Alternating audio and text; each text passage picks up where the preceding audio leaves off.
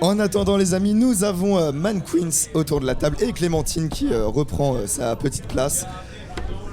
D'accord. Ça va Clémentine? T'es en galère, non? Je prépare mes ustensiles. D'accord, oui.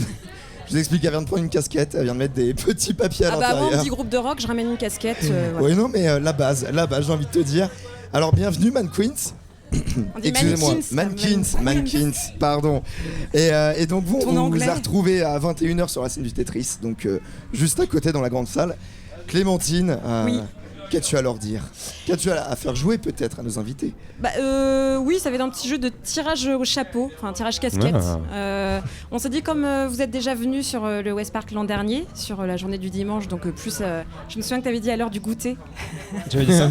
C'était l'après-midi. Ouais, c'est un peu étrange de jouer l'après-midi comme ça. Dans le goûter.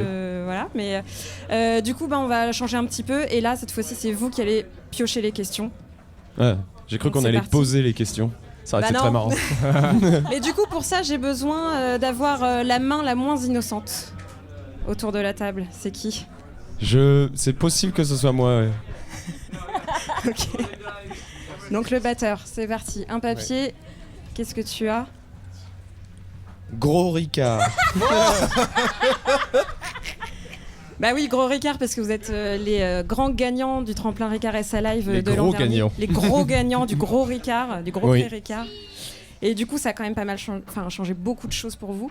Oui. Est-ce que vous pouvez nous en parler un petit peu? Surtout qu'on a vu passer une vidéo, je crois, hier sur les réseaux sociaux ou avant-hier, qui retraçait une année de périple. Oui, c'est ça. En gros,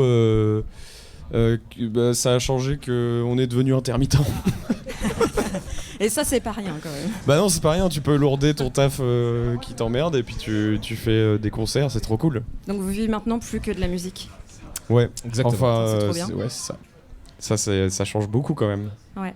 Ça, c'est vraiment cool. Du coup, là, l'accompagnement, il se termine dans pas longtemps. C'était un accompagnement d'1 an?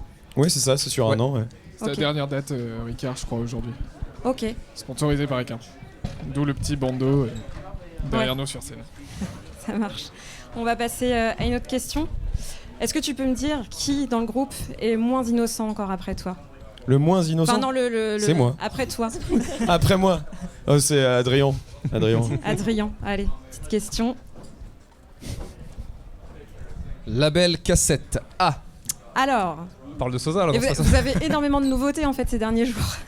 Yes, c'est une question en rapport avec Sosa, j'imagine, non? Bah oui. Yes. Du coup, en fait, on est signé donc nous sur un label anglais qui s'appelle Fat Cat Records, et en marge de ce truc-là, on bosse sur un label qui est basé à Rouen, qui s'appelle Sosa, dont il y a aussi une partie live, organisation de concert, donc qui s'appelle 5024. Ouais. Et donc c'est un peu une créature à plusieurs têtes. Le lancement du label Sosa, en fait, ça s'est fait avec 2 premières sorties de cassettes. Donc la première, ça a été The Baked Beans, et la seconde, ça a été donc We Hate You Please Die. Donc release, là, il y a 2 jours, quoi. Il y a 2 jours, la release s'est faite au 106 dans le club. Ça a été une super réussite. C'était blindé de monde. C'était vraiment très très cool. Donc on est hyper content de ce truc-là. Et les cassettes ont séduit? Ouais, je crois. Ouais. Et du coup, c'est parti d'où cette idée de repartir sur le format cassette? Parce que en fait, vous vous êtes dit, allez, le vinyle maintenant, ça y est, tout le monde en fait, on va faire des cassettes. Il y a un côté un peu DIY, un peu à l'ancienne qu'on aime bien.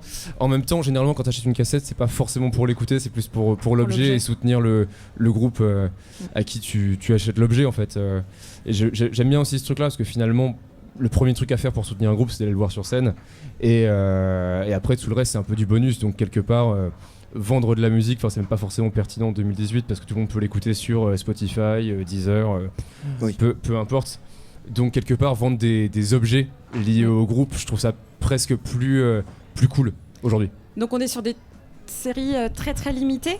Ouais, je crois qu'on a fait des tirages de 50 pour chaque. Ah ouais, d'accord. Ah oui. C'est vraiment, c'est hyper limité. Ça va vite partir comme des petits pains. Yes. Bon, alors après toi, qui est-ce qui est le moins innocent? Je pense que c'est Marc. Allez, Marc, tiens un autre papier dans la casquette. Félix l'innocent. Plaisir coupable, avec un cœur. Alors, plaisir coupable, est-ce qu'il y a des choses que vous n'osez pas avouer, mais que vous aimez écouter ? On se les avoue The tout le temps. The Sherlock pour ma part. Ah, lui, ça c'est trop compliqué. Mais non, mais n'empêche qu'on se fait dans le van, on écoute plein de trucs. Ouais. Des fois, plein de trucs étranges. Et en ce moment, je m'amuse à faire des playlists de tubes. Et du coup, sans retenue. Du coup, il y a des trucs genre... je sais pas, des trucs genre Cyndi Lauper, tu vois, des trucs comme ça. C'est trop bien Cyndi Lauper aussi. Ça, c'est un peu nos... Ouais, c'est vraiment bien, mais c'est nos plaisirs coupables. C'est des vrais trucs qui peuvent être associés, des trucs un peu ringards.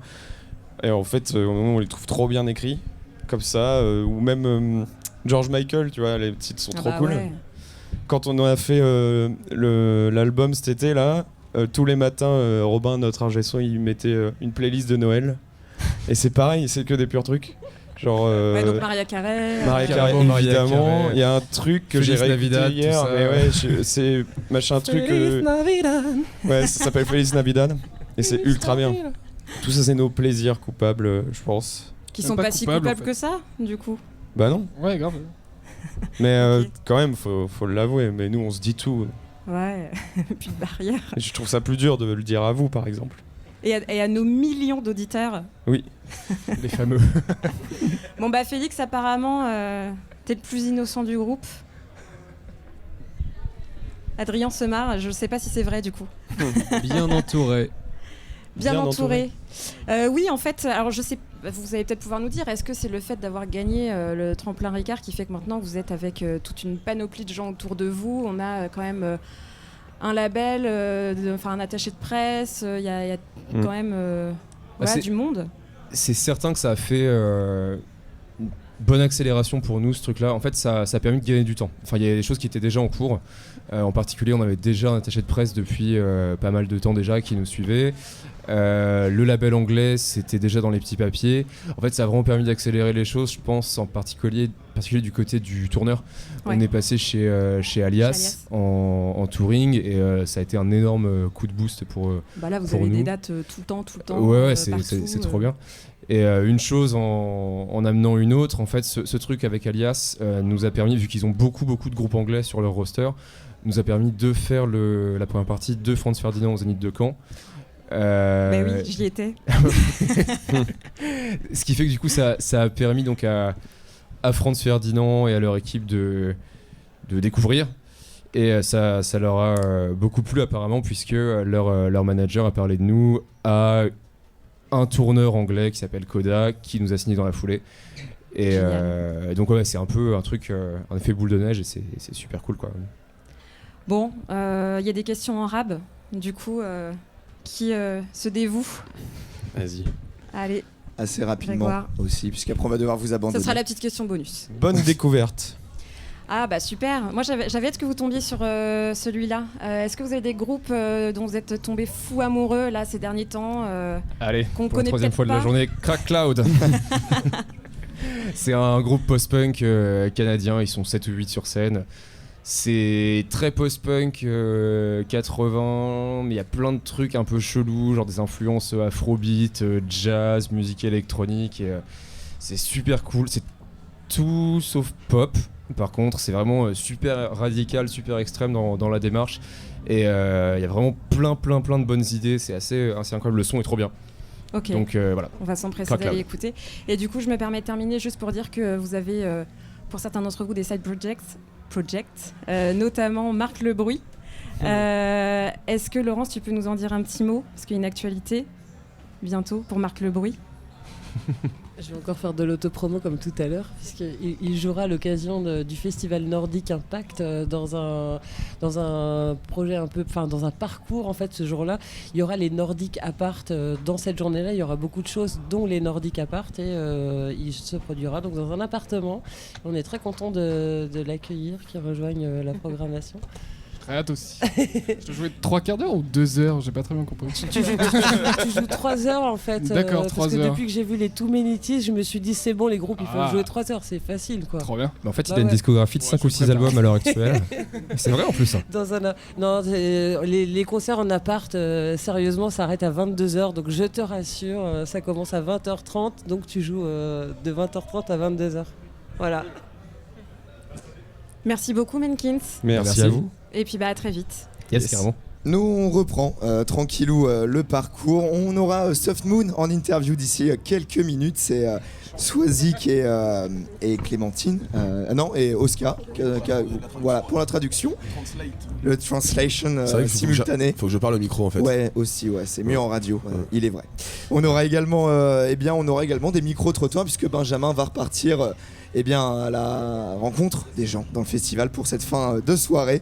Et j'ai hâte de l'écouter puisque généralement les micro-trottoirs aux alentours de minuit, même si c'est pas la fin de soirée, c'est un petit goût de la soirée déjà bien avancée. En attendant les amis, en termes musical, Emir Kusturica, une petite info, ma chère Clémentine, à part qu'ils joueront... ils jouent ce soir. Et ils ont joué, ils sont actuellement d'ailleurs encore une petite demi-heure sous le grand chap. Non, oui, si j'ai une info. Je sais pas trop si je dois le dire, mais j'en ai une. Oula. Vas-y, on coupera au montage au pire. En fait, Emir Kusturica, à la base, il devait jouer normalement au West Park en 2012. Oh. Et ça a été annulé un peu au dernier moment. Donc là, c'est un peu l'événement quand même ce soir. Il y en a plein qui étaient... des spectateurs qui avaient pris leur billet, qui étaient dégoûtés. À l'époque. Voilà, exprès pour voir Emir Kusturica. Donc là, c'est le soir de la revanche. Ah, ça c'est classe. Et vous pouvez voir ça se passe sous le grand chap jusqu'à 23h55. Allez, je ne vais pas user plus ma voix. Emir Kusturica, Commandante sur Westrack Radio.